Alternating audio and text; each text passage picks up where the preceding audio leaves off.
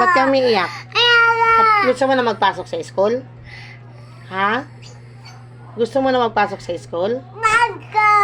Bata ka pa nga, baby ka pa, hindi ka pa pwede mag-school. Sa Ate Eric's lang. Tarati dati sa Ate Eric's.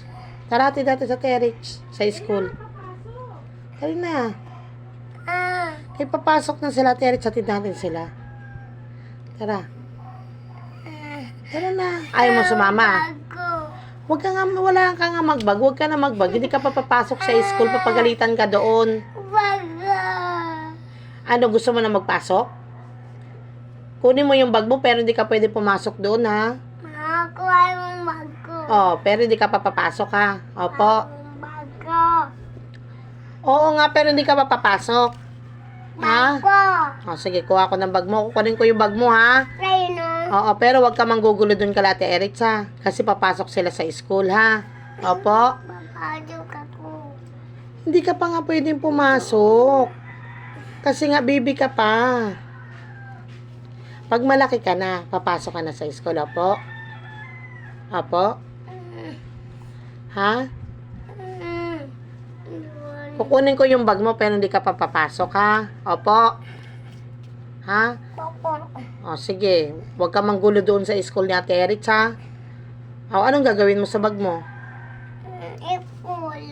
Hindi ka pa nga pwede mag-school. Sila Letoy pa lang yun kasi, matanda na sila, 4 na sila. Kaya hindi ka pa pwedeng, ikaw, hindi ka pa pwedeng mag-school. Kasi 2 ka pa lang. Naintindihan mo ako? Naintindihan mo si mama? Ha?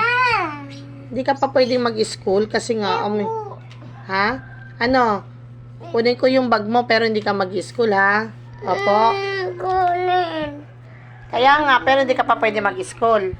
Ha? Sayawan mo na lang muna ako ng Ilyas. O, tulog ka na lang dyan. Tulog ka na lang dyan para para hindi ka na mag-i-school. Pag malaki ka na, tsaka ka na mag-school. Opo? Ha? O, huwag ka na mag-iyak. O, sige. Okay na. Okay na. Kukuwasi.